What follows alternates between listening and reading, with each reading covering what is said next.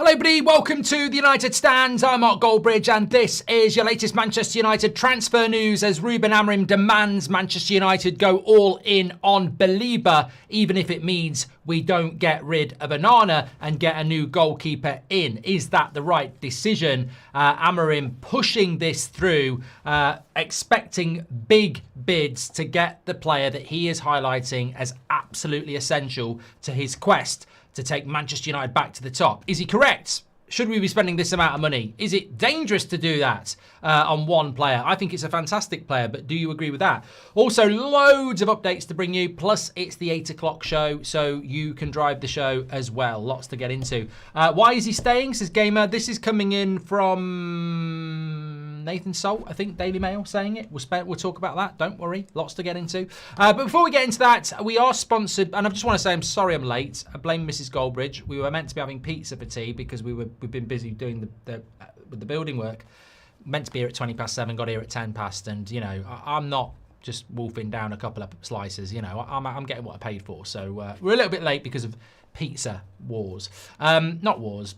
Eating. Right, anyway, we're sponsored by Boohoo Man. If you don't know what Boohoo Man is, we love Boohoo Man here on the United Stand. You will receive an additional 10% discount with the code Goldbridge on everything on the website, boohooman.com. They've got t-shirts, they've got the lot. They've got gym wear, five-a-side wear, shorts, whatever you need for the summer, the autumn, whatever you need, you've got it, Boohoo Man. And they've got site-wide discounts already, but the great thing is if you find a t-shirt with 30% off, you can use the code Goldbridge and it will still work on top of that discount with 10%. So if you fancy getting yourself something stylish for your wardrobe, click the link in the description or scan the QR code next to me and head over to boohooman.com and check some stuff out. In fact, I've got a whole load of stuff coming up very, very soon. I really want to, well, I'll be wearing it very soon as well. Also, remember, Boohoo Man like a little bit of trivia on the show. So when they're doing that, so can you get this player? I was born in 1974 in Sweden. I started my professional career at Gothenburg before playing for AC Milan and Parma. I joined United in 1998 and made 25 appearances for the club. Is that all? I was part of Man United's treble-winning squad, scoring the crucial win in the FA Cup semi-final replay against Arsenal that sent us to the final. I don't remember that goal that well. I do now, but I mean, I do forget that goal because I just think about Giggs scoring and getting his top off. I left Manchester United in 2001. After leaving United, I played for a few more clubs, including Everton and Charlton, before temporarily retiring in 2007 and finally hanging up my boots for good in 2010. It, of course, was the Swedish Jesper Blomqvist, not that there's a Norwegian one. If you got that, well done. And a big thank you to Boohoo Man. Don't forget to check out the link in the description or scan the QR code and use the code Goldbridge to get yourself 10% off everything that's on the website as well. Okay, let's get into the show. It's not Narni. So, as I was alluding to there, quite a few bits to get into tonight, just to catch you up on things. It's going to be a little bit all over the place for the topical bit at the start. But effectively, what Ben Jacobs is saying is that Ruben Amorim is telling the owners and Jason Wilcox and Christopher Vival to go and bid now for Baleba. Show a sign of ambition, get me a ball winner, find me an athlete in the middle of the park. And even though Brighton's position is not for sale, Manchester United are prepared to try. Now, I've got to say, first of all, I do find this a little bit interesting because Simon Jones in the Mail has also put something out saying United have yet to offer anything of substance to Brighton for Baleba. Talks are continuing with his representatives, which has not enamoured United to Brighton, who have little intention to sell bar a substantial offer. And I just think that, like, you know what? This is why I say just be calm, stay relaxed, because, you know, it's just the posturing of a transfer. Like, if Brighton weren't happy about us talking to Baleba, they could report us and get us done for tapping up. I think people don't realise that, you know, Manchester City can't just speak to Kobbie Mainoo. You can't just go, shut up United, we're having a chat with him. You can't do that. So people forget that we've openly been talking to Baleba for like a week. Now, if we'd spoken to him and not told Brighton a week ago, they could have done something about it. But we've kept talking to him. We were talking to him at the weekend. So they know what's going on. So I just call, not bullshit, but the reality of the situation is Brighton will sell if we pay the price they want. And the price they want is going to be around £100 million. And that's what Amorim is asking them to do. And United are not going to drive this deal down. And I don't actually want us to drive the deal down to the extent that you're starting to force a player to not train or go on strike. I just don't. Having experienced it a few times at United, I genuinely just do not want that to happen at Manchester United. So I hope that there is a level of respect in relation to what's being going on. Now, Nathan Salt said this: Donnarumma is not being actively pursued, and that goalkeeper is not a priority position this summer. Ruben Amorim is understood to be more than comfortable with starting and finishing the season with Andre Onana in goal for United. So, and Donnarumma is not a target for Manchester United at the moment, and he is happy to stick with Onana. Now, somebody just said that there's a statement that's come out from Donnarumma, which I haven't actually seen. We've also got an update coming in. Oh my God, it's going mad tonight. So, David Ornstein has said this on Baleba. Manchester United are exploring that situation, and conversations have been held with Brighton via intermediaries to try and ascertain a number and a price. That hasn't happened so far. Baleba is thought to be in favour of the possibility, and that personal terms wouldn't be a problem if it ever came to that. Multiple Man United players you can imagine who, given links to Lille, Fiore, for example, maybe Cameroon internationals who he plays with at Man United. I don't know the names. I've been in contact with him. I mean, look, I'm seeing multiple updates here on Baleba. Laurie Whitwell on whether Man United can get Baleba without sales. I still think they have to do sales, whether they have to do it before or after they're somehow able to do Baleba. I don't know. Sales will have to happen. Brighton's decision is pivotal as the player has a contract till 2028. He feels like they've got a runway with the players to decide what they want to do with him. His own opinion is important as well, and it's our understanding that he's keen on a move. Players from United have been in touch. They're saying he's not for sale, but I feel that's a starting point. Do you feel like with Baleba, right, even David Ornstein, does anybody just feel like nobody actually has an update? Because from Laurie Whitwell to David Ornstein to Ben Jacobs, who I respect all of them, it just feels like we've sort of hit the bottom here. Like, there is no update, is there? Like, people are being, bless them, they're being asked for updates from people who should just go, there's not really an update, is there? Because all we're waiting for, I mean, how many more updates are we going to get that the players have been in contact with him? How many more updates are we going to get that he's favourable of a move to Manchester United? It's the same update that we've had for 3 days now. There is no update on Baleba, apart from Amorim really, really wants him, and he wants United to bid for him, which is sort of pretty obvious anyway. So there's no update other than Brighton need a big price. So if I hear tomorrow morning, ooh, United are really, concrete about it, and, even Mason Mount's getting in contact now and saying, come to Man United.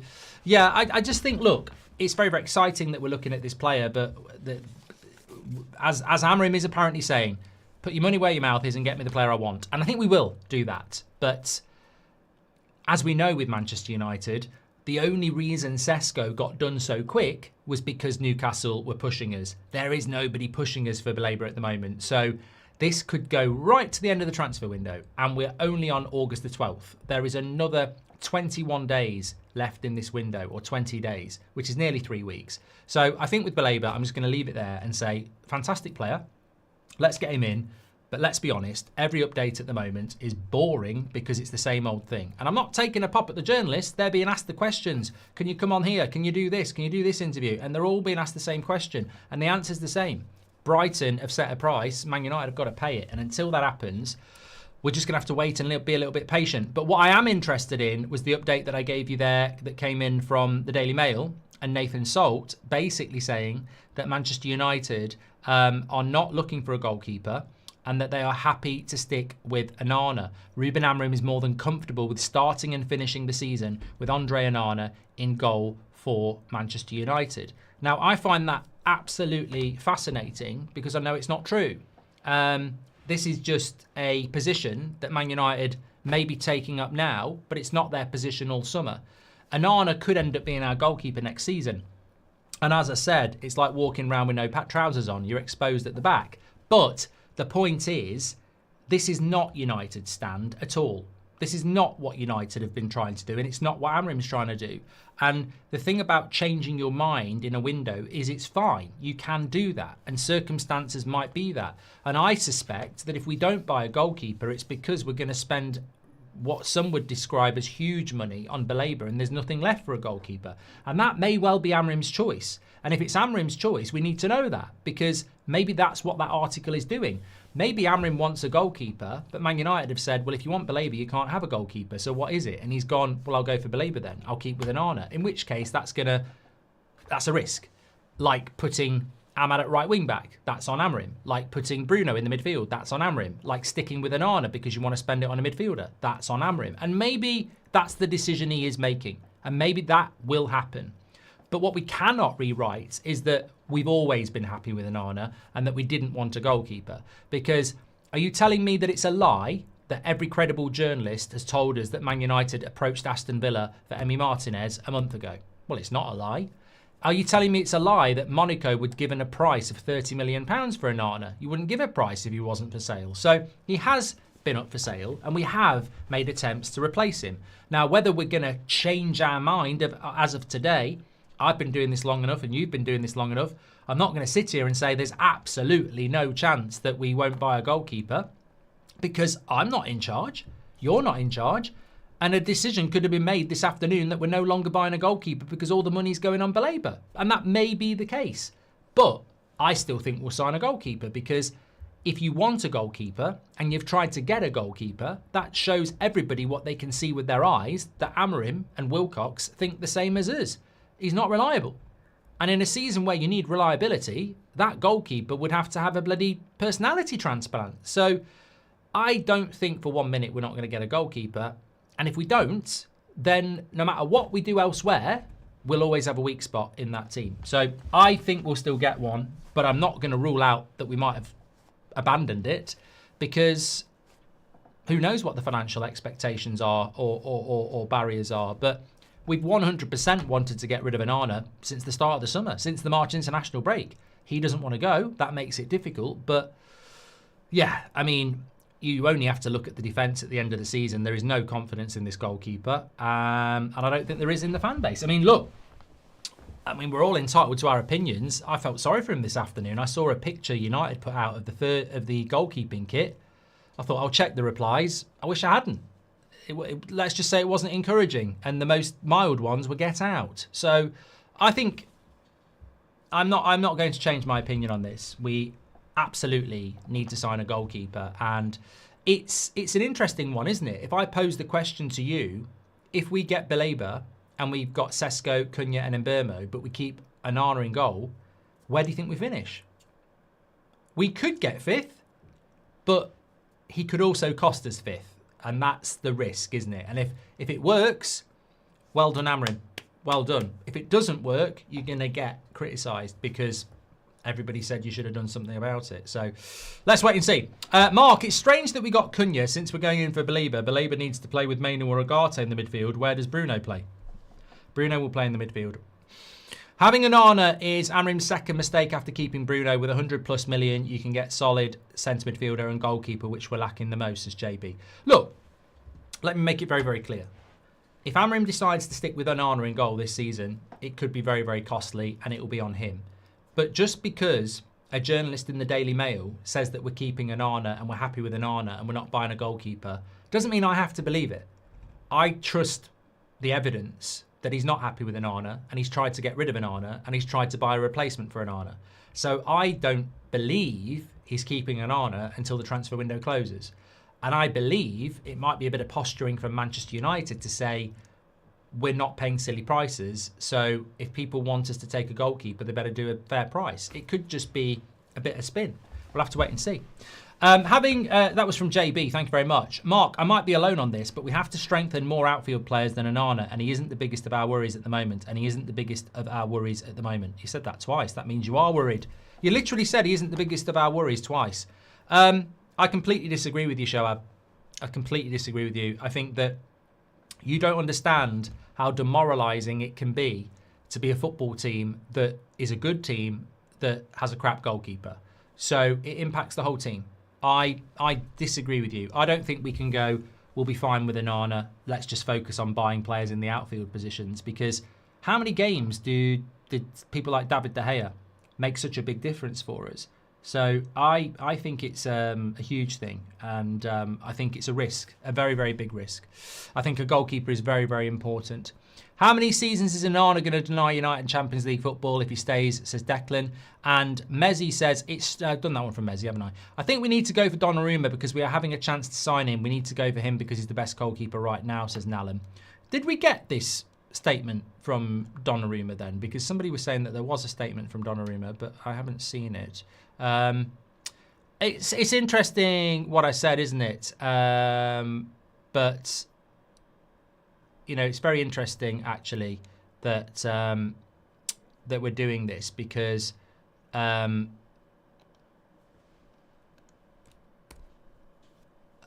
were we not in talks with Donnarumma?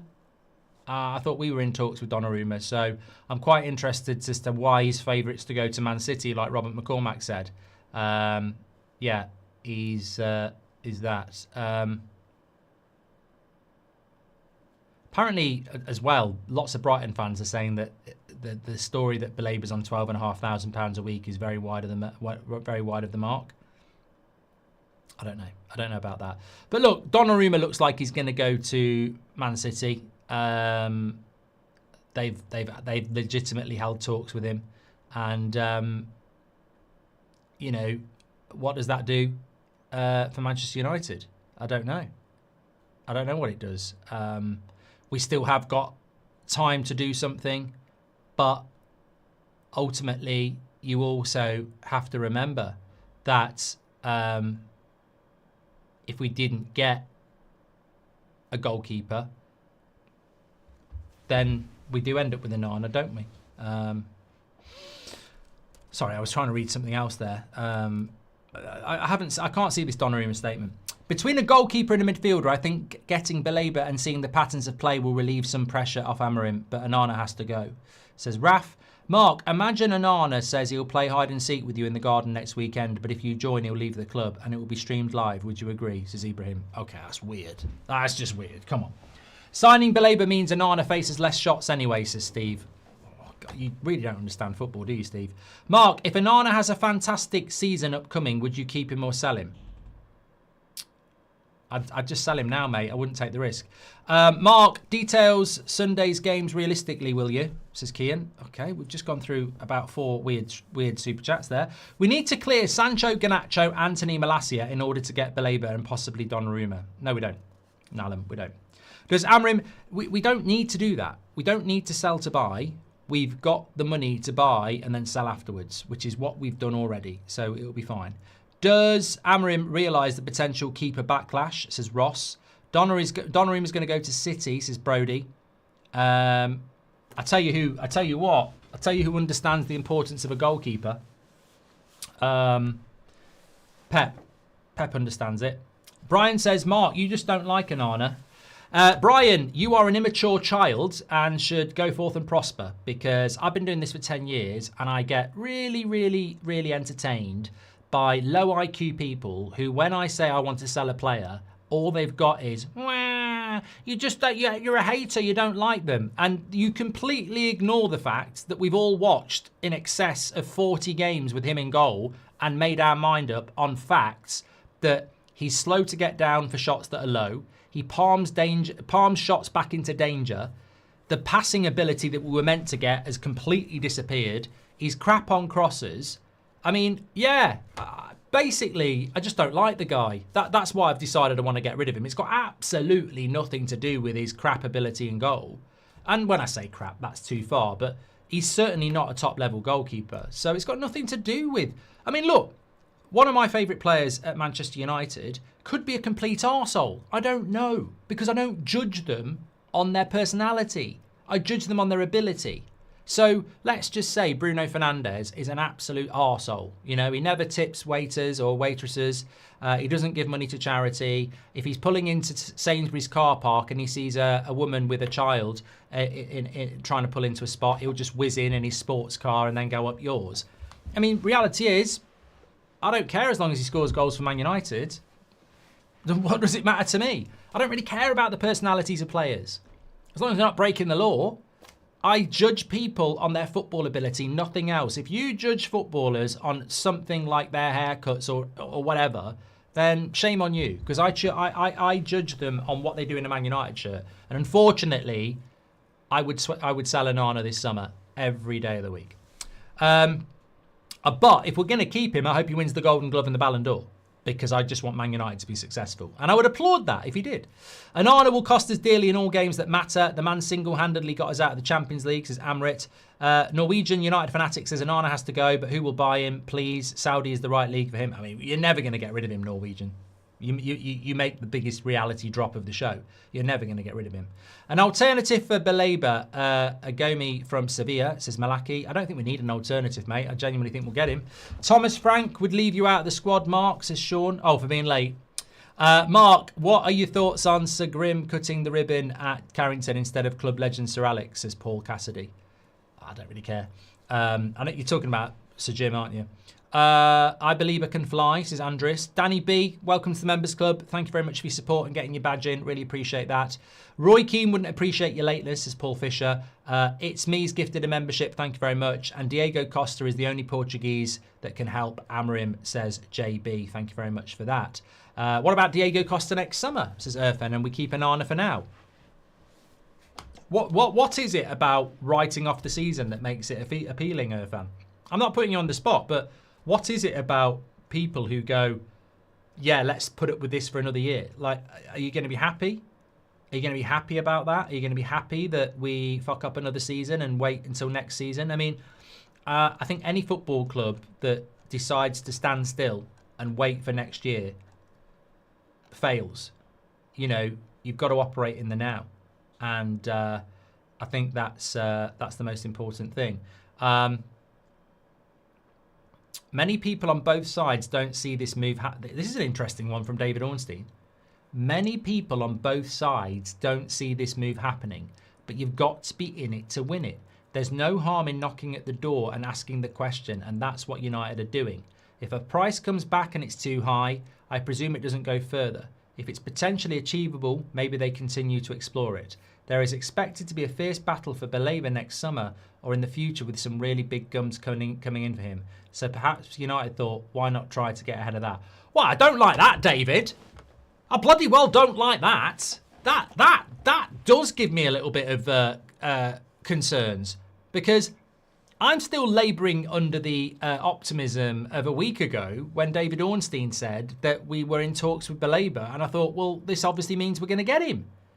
I don't like a week later, maybe, you know, most people think it won't happen and maybe we're just knocking at the door to see if we get an answer, but if the price is too high, we won't do anything. We can't wait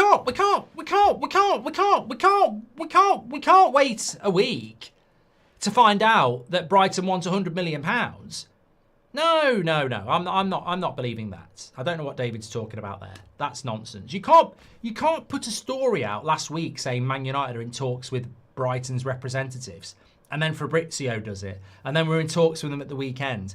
Why would you bother having all those talks with Baleba if when Brighton say they want £100 million, you're going to back off?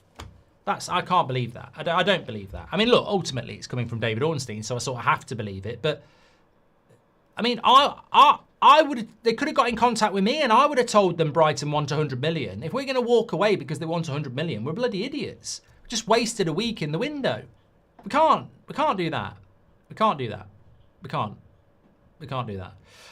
Glenn C says, did you see the Romano video tonight? He said there was talks to understand Donnarumma's situation, but they decided not to proceed, says Glenn C. I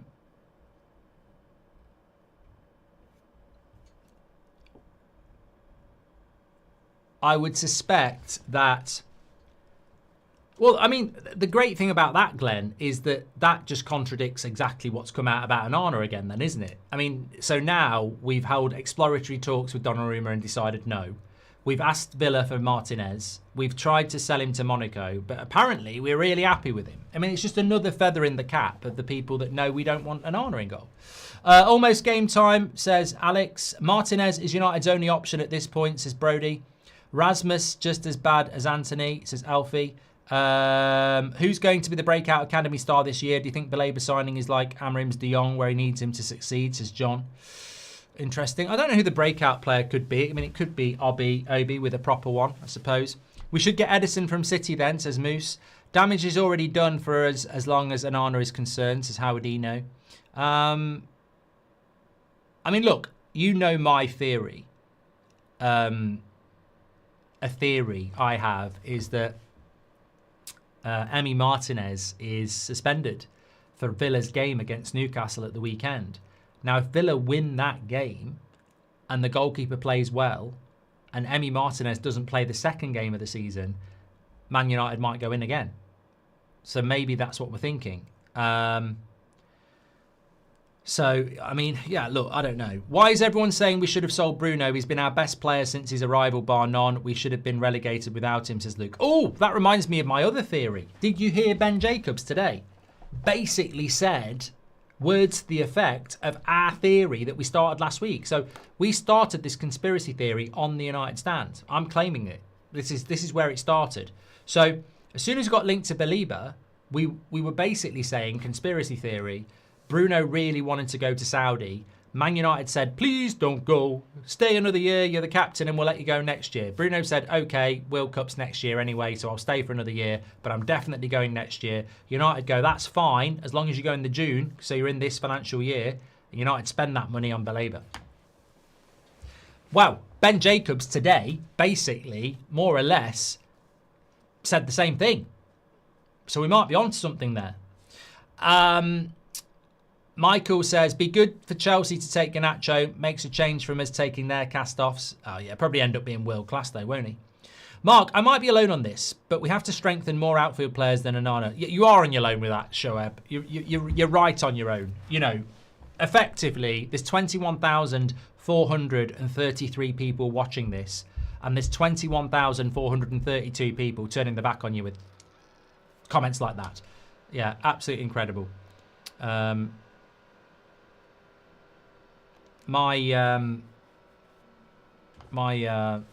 on a minute. My laptop's deciding to try and take off here. It's like playing Football Manager. Let's have a look what's going on.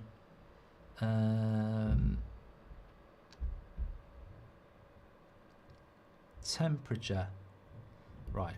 Watch me just do this. Watch. I'm just blasting the fans a bit now. It's like takeoff. It'll cool it down. Why is it getting hotter?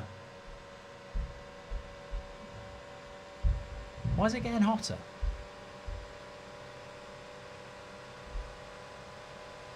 Ah, it's coming down now. 59 degrees, 56 degrees. Come on. 55. I want to get it down to 53. Come on. 55 degrees. Lower. 54. Come on, one more. One more degree. It's like taking off. Fasten your seatbelts. Come on. You can do it. 54.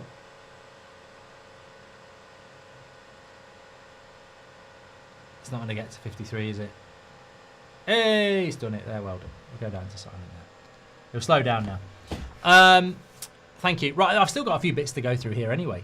Keep your questions coming in as always. Right, so let's go back to that. I mean, that David Ornstein update is quite interesting, isn't it? That he's saying that many people on both sides feel that this deal is not going to happen, but Man United are going to knock on the door and see. I would be really... Let's just run that through for a moment. I would be really disappointed if United now went, it's too expensive. Because I'd almost go... Remember what I said at the start when the Baleba story broke? And I said that I'd read a tweet where somebody'd said it was spin. It was just spin to basically get the fan base excited about something, knowing it won't happen. If we walk away from the Baleba deal because it's too expensive, then I would probably say it is spin, because I know how much he is. I don't need to waste a week and a half speaking to his representatives to get to turn away. So I'd be really pissed off if we walked away from this deal now, because it's not... you know, like with Branthwaite, when we offered twice and they wanted 70 million, I understood why we walked away. But if we walk away from 100 million, I'd be sort of like, well, what did you expect? Like, he is a £100 million player, like Declan Rice, Caicedo. Anyway, I think we'll do something. I've got faith. You've got to have faith. I've got faith. I think we will do something. Okay, right, let's carry on. Let me do that. Simon Jordan on Alejandro Garnacho. I think he's a little runt. Best thing you've said all year, mate. Best thing you've ever said all year. Luis Enrique on Donnarumma. He's one of the best goalkeepers in the world, but we were looking for a different profile. This is 100% my decision. Boom. Mic drop. Wow. That's gonna sting. That is gonna sting, isn't it? Basically, I want a better goalkeeper.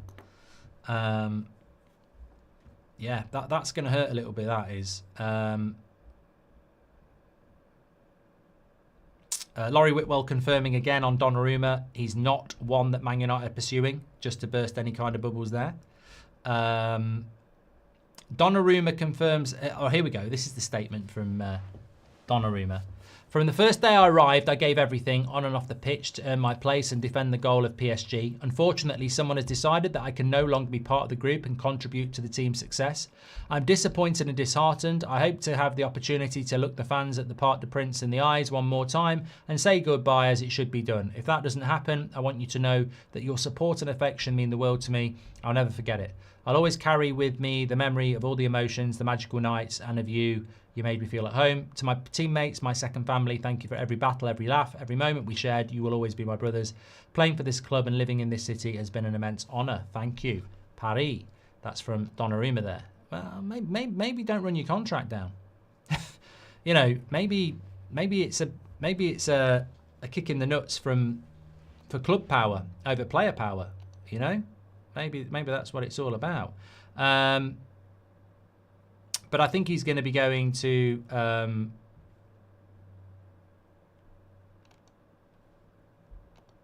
City by the sounds of it. Yeah.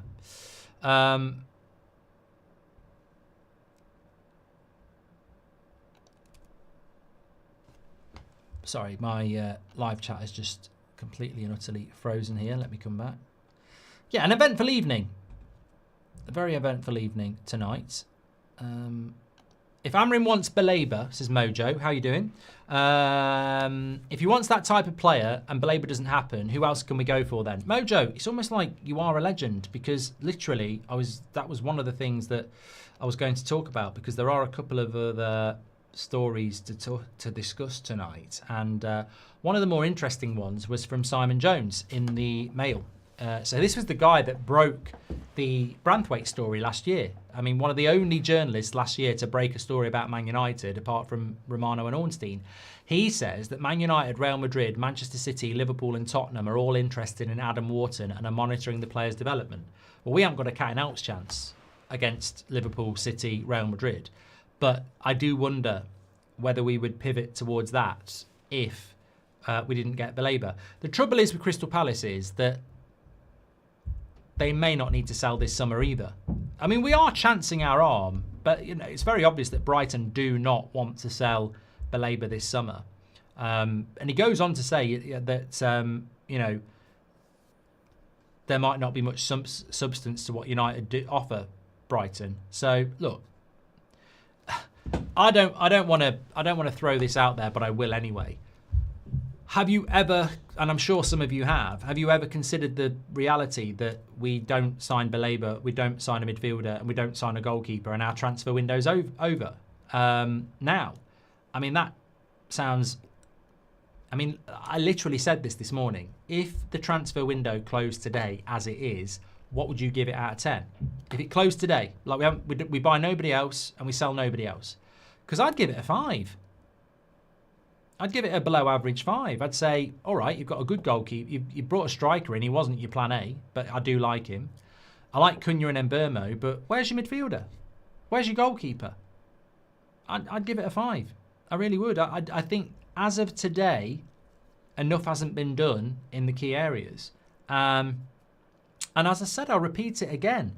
If if I want the ingredients for a lasagna and you go down and you get me the best mince, you get me the best pasta, you get me the best cheese, you get me onions, you know, you get all the ingredients for me, but you don't get me passata, which is basically tomatoes ground down, then we ain't making lasagna. And you can give it the big one saying, well, I've got you the best mince, I've got you the best pasta, but you didn't get me the ingredients, did you? Can I make a lasagna? No, I can't. So that for me is why there are 2 deals that still need to happen. And then I might be talking about an 8. I might go 8. Higher than an 8. Higher than an 8. Rest in peace, Bruce. But no, look, I don't want to, and I don't believe that we will be in a position at the end of this window where we don't get a goalkeeper and we don't get a midfielder. But to me, that is always what running a football club is about. You're only as good as your last decision. I think there are so many people clambering out there saying, you know, we've got to back Ineos, we've got to give Jim and the Glazers a chance, or we're not going to give them a chance. For me, it's never absolute. I'm like, I don't like that decision. I don't like that decision. I do like that decision. I don't like that decision. I do like that one. I do like that one. You're only ever as good as an owner. You're only ever as good as your last decision. And this is a very, very, very big few weeks for Manchester United on and off the pitch. And as we've said before, if we don't get Baleba in, you'd have to ask the questions about, well, you haven't brought Amorim in the player he wants, and you very publicly wasted a bit of time. So I don't think that will happen. Nalim says, any update about Lemens if we're not going for Donnarumma? The big problem we have, Nalim, is that Lemens is a bit, you know, a bit of an open goal to go and get him. I mean, he plays for Royal Antwerp. The price won't be massive. He's a really exciting goalkeeper with a load of potential. The problem we have is it's not just Donnarumma. Sorry, it's not just Onana. It's also Bayindir. We've got 2 goalkeepers that won't go, that aren't good enough. And it should be equally reported, because even if you keep Onana, you could bring in a prospect like Lemens that straight away could challenge Onana. But we can't even do that. So you might want Martinez or Donnarumma, and Onana stops that happening, obviously, because you need to get rid of Onana if you want to get a goalkeeper of the quality of Donnarumma or Martinez. But you could get Lemens and keep Onana, but you can't do that because Bayindir won't go. So it's that is a fair point. We can't do anything at the moment. Vijay says, hi Mark, I feel there is a higher player power in the whole footballing world. There should be a clause to include in contract stating player power, not training, speaking against club to be penalised, says Vijay. Look, I like what Amorim's doing, and it's not completely unique. I was talking about somebody the other day said about Bissouma. Like, we were talking about Brighton midfielders and whether you'd take Bissouma from Spurs if he was available for cheap. And I said, I watch a lot of football, I read a lot, and it was only a few months ago that I read about Bissouma and attitude problems at Spurs. And people were like, oh no, that's because of a nightclub thing in Brighton. I went, no, he's had problems at Spurs. Today, Thomas Frank has banned him from playing in the Super Cup tomorrow night because he's been late for training multiple times. This is the world we operate in. Like, this is where I think Man United have gone wrong in the past. We need to stop buying players because we think they're good. And we need to support our gaffer, like Jazzy says, when he makes decisions around personality. There's no doubt that Marcus Rashford and Garnacho are very talented players, but he got rid of them. And, you know, Thomas Frank has had to leave out a midfielder because he's only been there a month and he's already been late multiple times. And this is what I mean. Talented footballer doesn't mean high IQ. And we need to trust Amorim on this because he's probably the most disciplinarian manager we've had that's been listened to ever since Sir Alex. Mourinho didn't get listened to by the club. He told them to get rid of players and they wouldn't do it. They're listening to him on, don't take those players on tour, don't let them back training. And when he says, go and get me that player, you've got to support him on it. You have to. And that's why a goalkeeper and a midfielder is so important in the next few weeks, because what I know will happen and what you know will happen is that when we lose games, he will be the blame.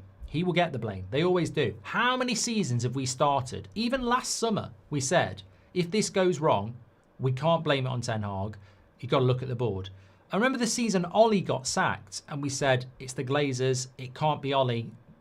Ollie out start. So you've got to scream and shout for your manager to be backed in the window, because once the window's closed, he is exposed.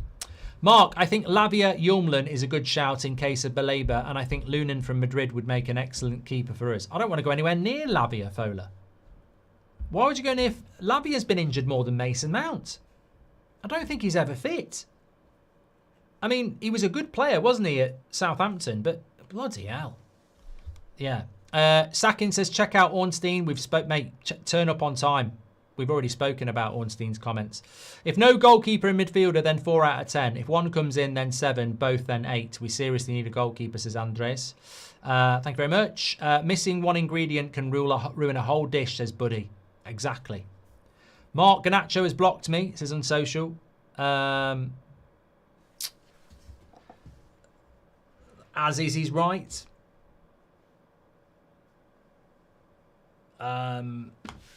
Yeah, look, Palace could ask similarly priced, like 80 or 90. It says, I think they would.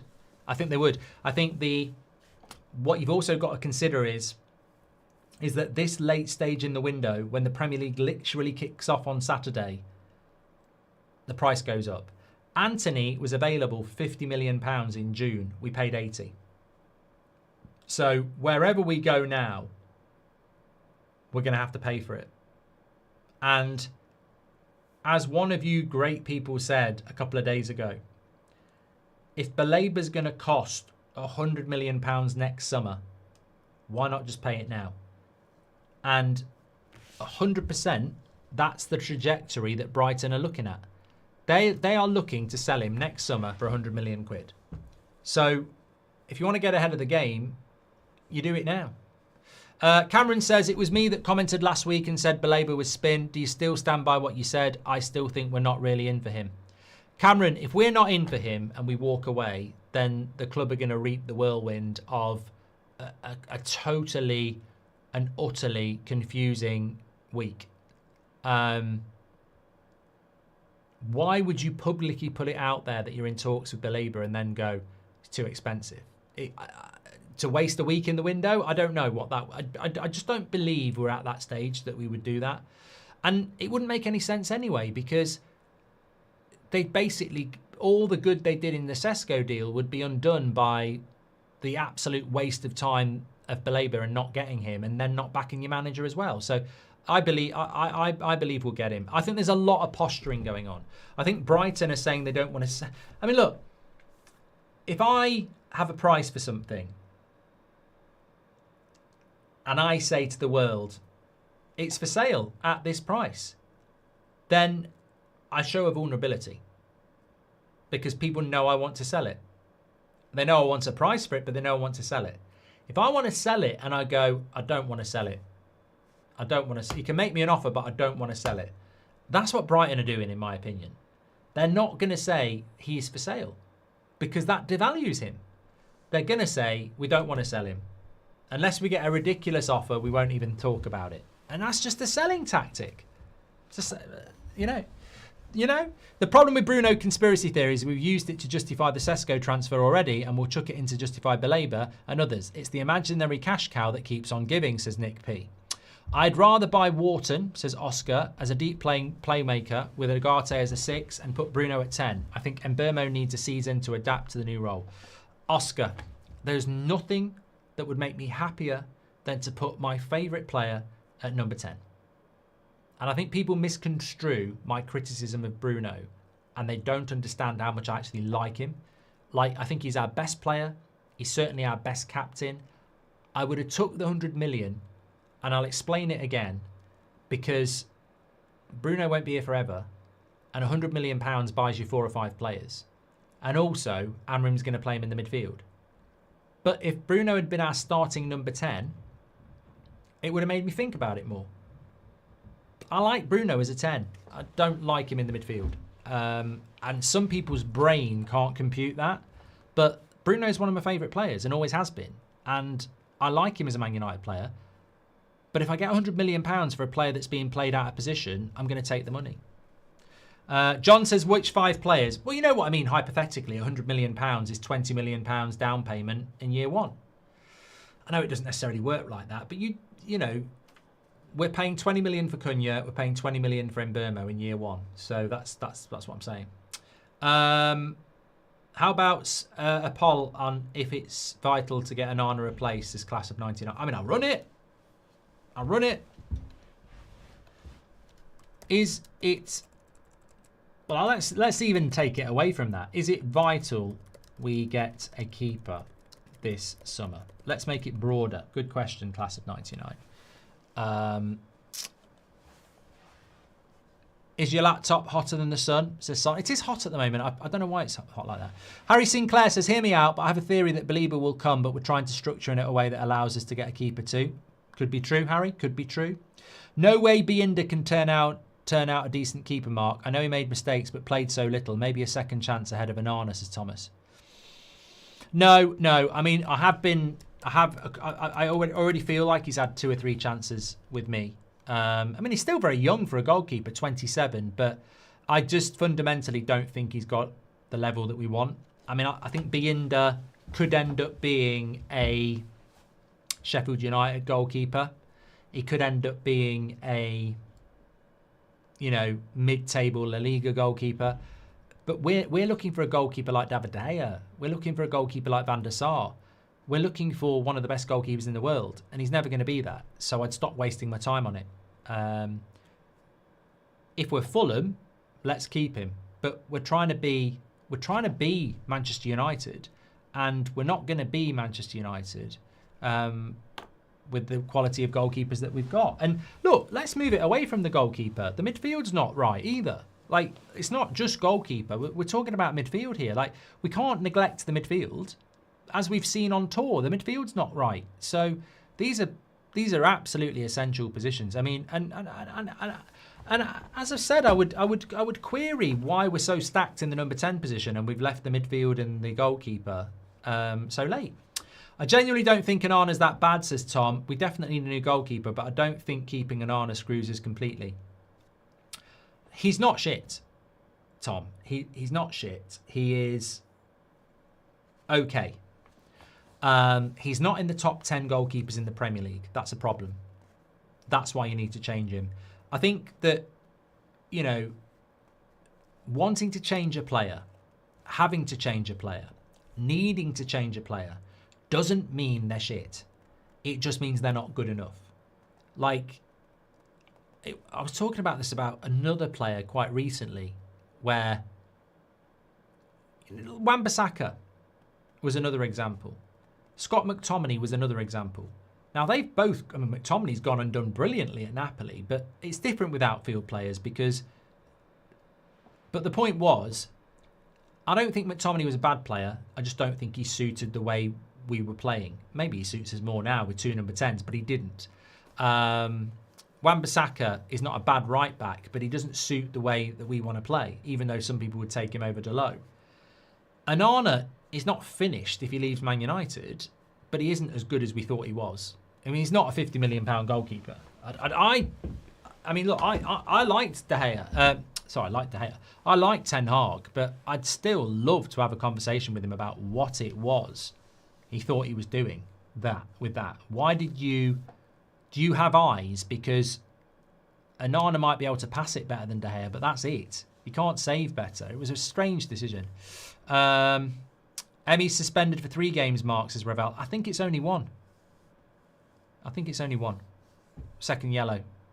Unfortunately, we only have pennies, not pounds, if we get Baleba. PSR hampers us from buying a goalkeeper, says Irfan. I have concerns that our youth record in the first team will end this season. Mainu only player with a chance to start each week and not guaranteed, says Riker. Riker, I'm sorry to call you out, but you're talking the biggest load of shit I've ever heard. Our youth record is never going to stop. It's never going to stop. It's been from the 1930s that Man United have had a youth product in their matchday squad. It's not going to stop on a whim. It'll be written into Amorim's contract.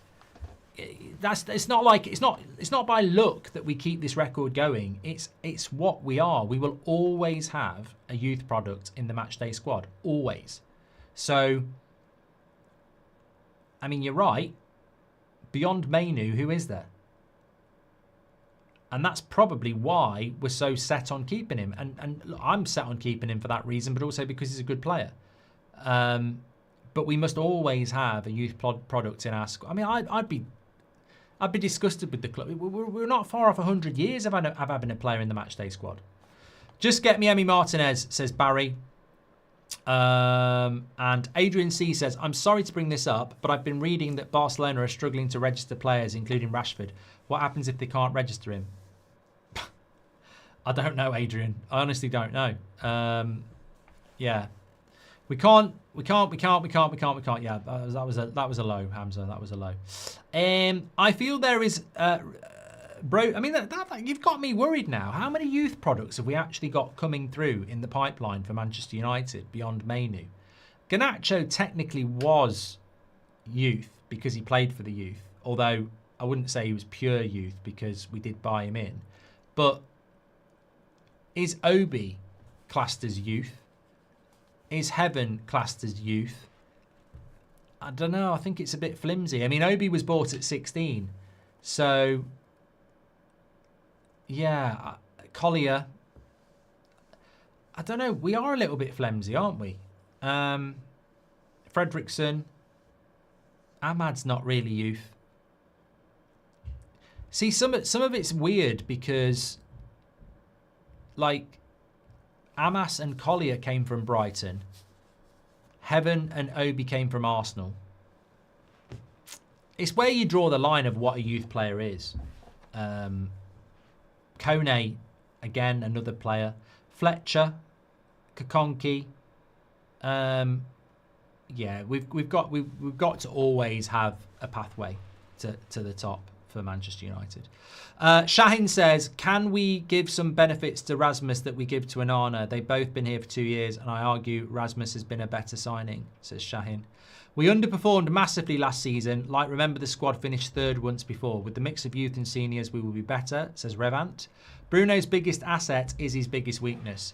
Oh, well, D. Bush, on Bruno, I think the best statement I've heard in a long time is that Bruno's our best player and worst player simultaneously. And if you allow that to be deep, it makes a lot of sense. You can, I mean, that sounds quite harsh. I would almost say he's our most impactful player and he's our most disruptive player as well.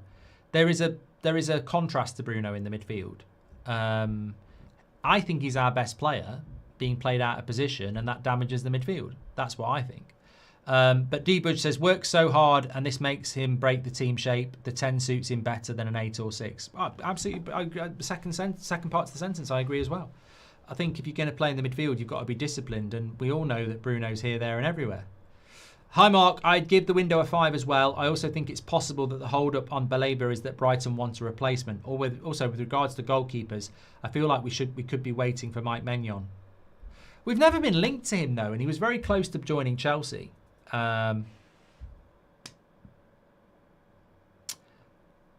This is going to be Onana's comeback season, says Alex.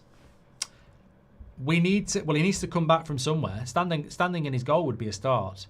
We need to go for Donnarumma because he's good and we can get a good deal on him, says Nalem. Get Lemens on loan with obligation to buy, says United Star. Wan, welcome to the Members Club. Thank you very much for joining. Brody says we haven't really sold or loaned many players out and we've bought in 3 players. We need to do a better job at multitasking. I'm sick of us doing one deal at a time every single season. Emily Derry says Baleba is too public to back off without at least trying. I think we will get him and probably Lemens, but we will go to the wire. Yeah. Shob says, Mark, the visual of Dorgu crossing it to Sesko is giving me a rod on. Rasler says you can't just be making 3 signings this summer. There'll be more signings, either Baleba or equivalent. Will be less pressure next summer window. But I think that I was talking to Terry about this today on his channel. Like, this summer transfer window beyond Man United and Man United has been incredible from start, and it will be to finish.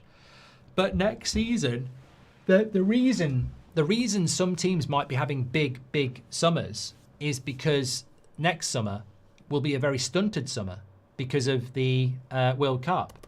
But we need to do this every summer. We need to be bringing in 5 good players every summer.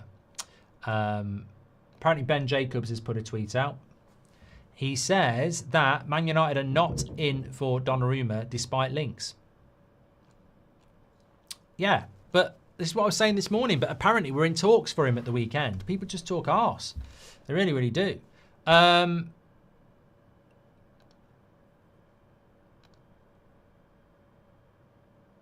just want to check something, actually, because I want to be right on this. Emi Martinez ban.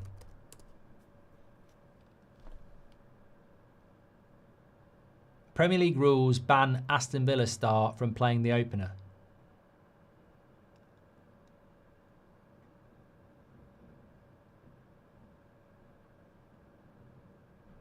I don't know whether he's out for 2 or 1 or 3. It's hard to tell.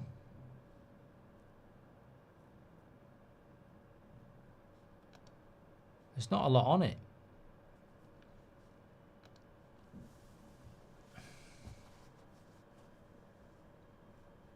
Straight red card.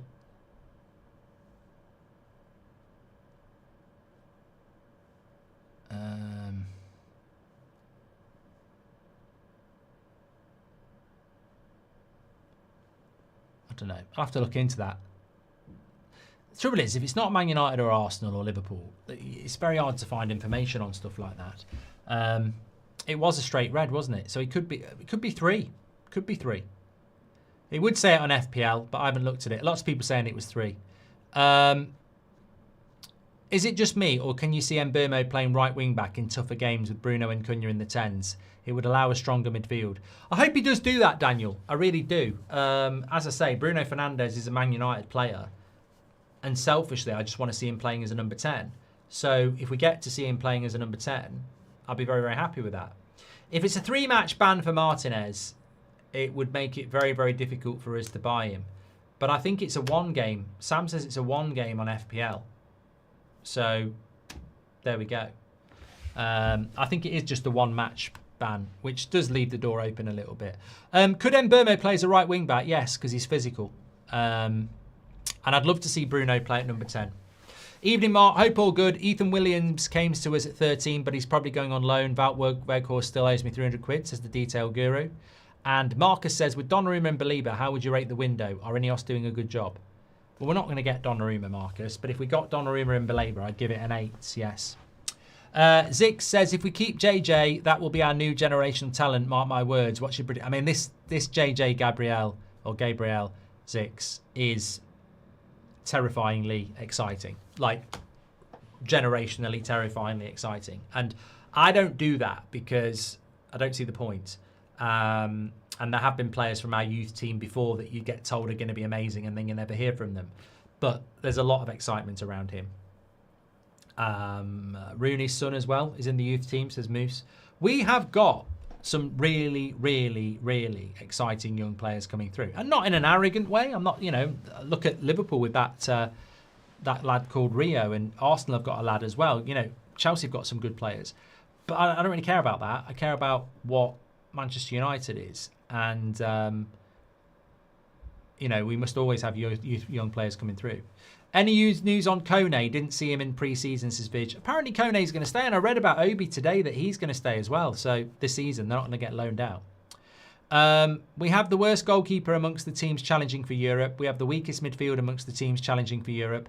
Both have to be strengthened. That can be a difference between finishing 5th or above or lower, says Mojo. Fair points. I think this is great from Mojo. He's a legend. He gives up a lot of memberships, but he also gives off a lot of good comments. And yeah, as I said before, Onana's not in the top 10 goalkeepers in the Premier League, and our midfield is not in the top 6 midfields in the Premier League. So how does a team with a goalkeeper that's not in the top 10 and a midfield that's not in the top 6 get into the top 5? There is a spine of every team. Attack, midfield, defence, goalkeeper. In 2 areas, we've got a problem. Games are won and lost in the midfield, and our midfield's not good enough. And goalkeepers win your games, and he's not good enough. So, yeah, we do need to address these issues. We underperformed massively last season. I've done that one from Revanth, haven't I? Done that from Brody.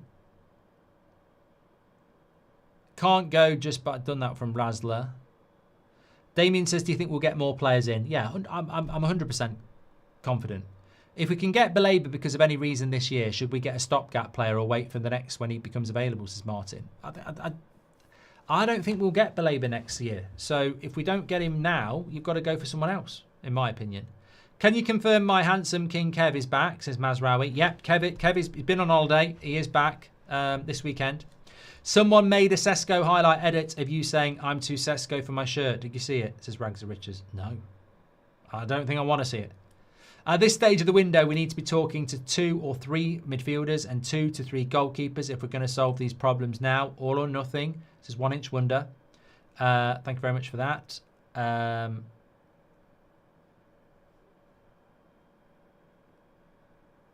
Sam says we've got no chance at Baleba next year. No, I don't think we have either, to be honest with you. I really don't.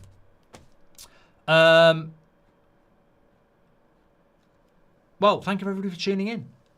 Really appreciate it. Don't forget to check out Boohoo Man. You can get 10% off with the code Goldbridge. Really, really appreciate that. And thank you very much for watching. Take care, stay safe, and we're back at 10 o'clock tomorrow morning. Very, very quick after show tonight.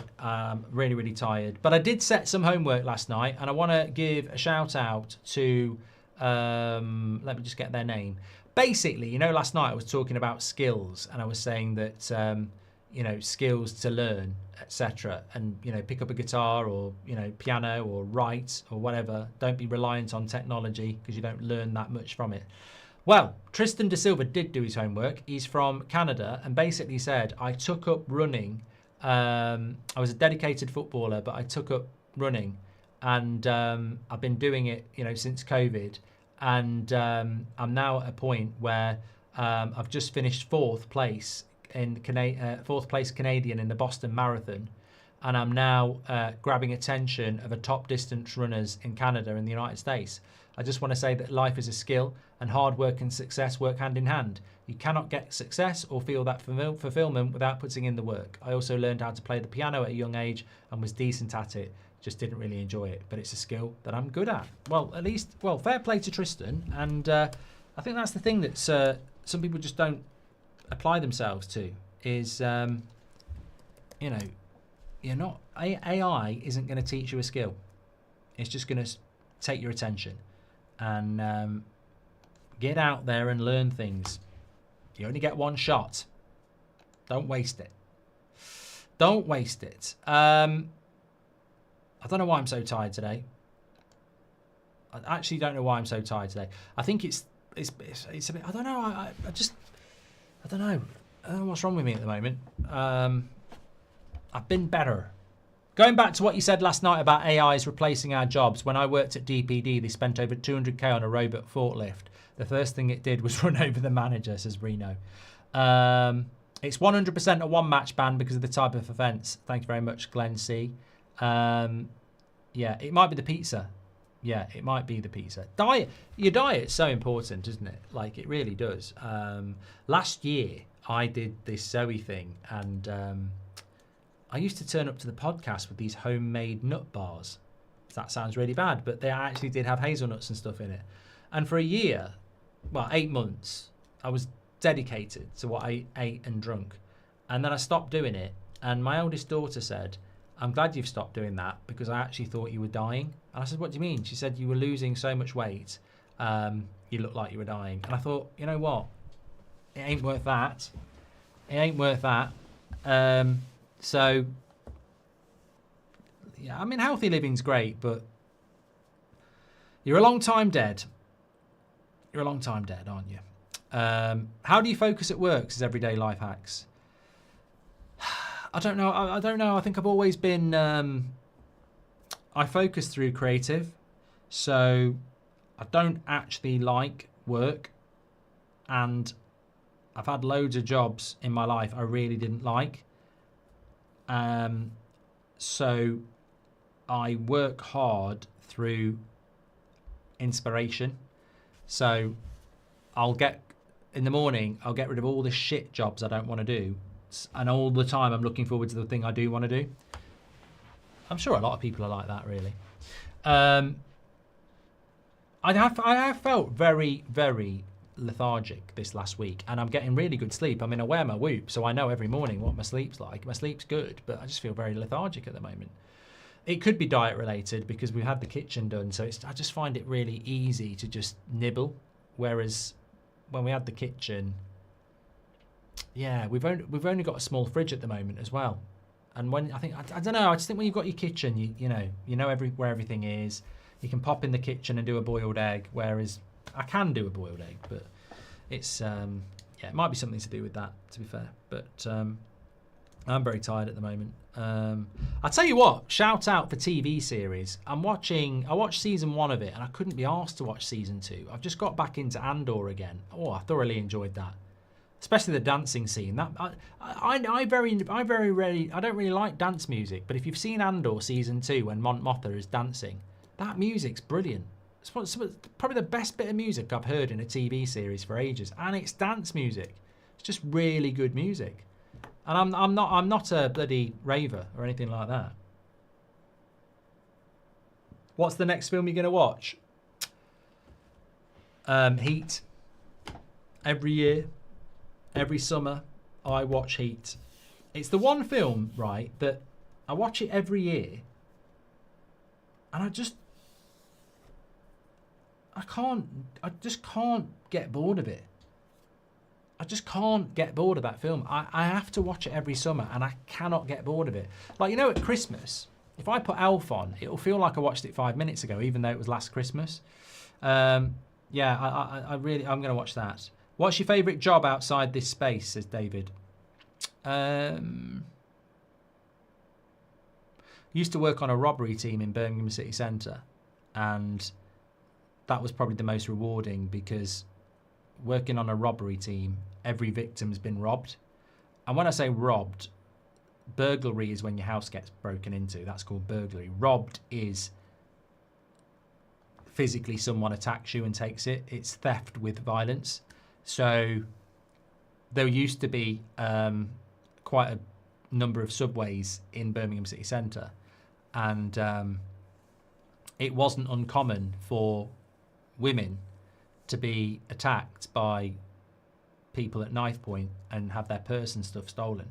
So I worked on that, and it's probably one of the most rewarding jobs I've ever done, because, you know, dealing with the trauma of those victims, seeing the impact it had on them, and the inspiration it gave you to make sure you stopped other people having that and catching those people. That was, you know, that was quite, I don't want to call it a good job, but, you know, I never went to work and didn't want to be there, you know, and it was so traumatic. I mean, there was one, oh no, it's traumatic. I mean, I saw a lot of traumatic things, but I don't think people realise, like, sometimes a victim of something, like, you know, if someone gets killed, that's the worst. And the relatives and loved ones left behind, it's horrific for them. But it's also not nice when you're a victim of something like that. Or if you get carjacked or something like that. It's really, when somebody in their normal life has something like that happen to them, they don't look at life the same. Because we all walk to work, don't we? Unless you haven't got a job. And if you're walking to work and going about your business and someone pulls a knife out on you and says, give me your phone, that's traumatic, but it's also traumatic for a long time afterwards as well, because suddenly you realise that your normal walk to work may not be normal because you've been the victim of it. So it's,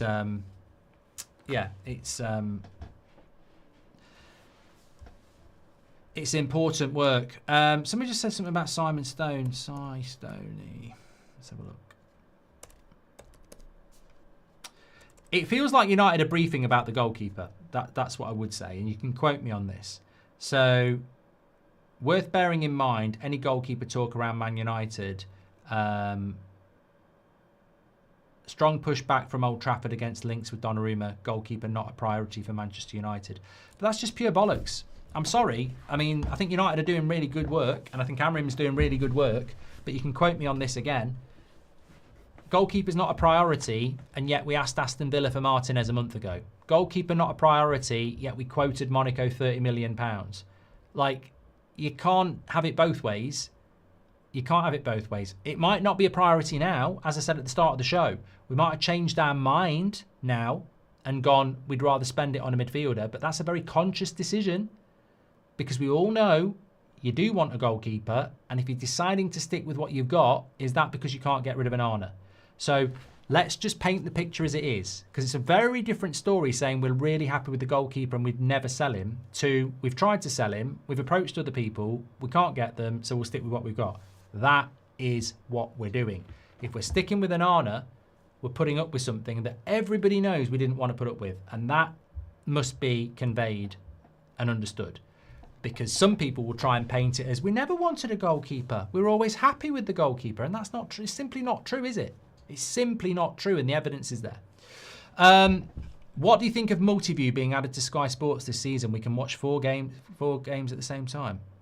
How do we do that, Gareth, when we only get one game at the same time? Or unless it's, well, Champions League's not on Sky, is it? Or is it? It's on TNT. So what games would you actually watch, Gareth? We need to replace Onana, but you are over-exaggerating how bad he is. We can get top 6 with him. And yet, Nick, I never said... Nick, you're a liar. I'm sorry to do this in the after show, but Nick, you've just lied because you didn't watch the show. I said Onana's not in the top 10 goalkeepers in the Premier League. And I said we could get 5th place with Onana, but it's a risk because he could also cost us 5th place. And the last time I checked, Nick, 5th place was in the top 6. So don't put words in other people's mouth for your own benefit, because I didn't say we wouldn't get top 6 with Onana. I said we could get 5th place with him, but we could also miss out on it because of him, because he's not one of the top goalkeepers in the Premier League. What was your favourite? Done that one. Thank you very much. We should go for João Gomez, if not Baleba, says Tez. Is that from Wolves? I like Nick, but I don't like when people put words in my mouth that I literally remembered saying something completely different half an hour ago. So, I didn't. And also, Nick, the second bit is, you say I'm over-exaggerating how bad he is. I literally spent 5 minutes saying he isn't shit. He's just not one of the top goalkeepers in the Premier League. And Man United need a goalkeeper like that. And also, Nick, if you want me to explain it for you again, his wrist handling of shots is amateur. He can't get down to low shots. He's crap on crosses. And the thing we bought him for, he can't seem to do any more either, which is pass out from the back. So,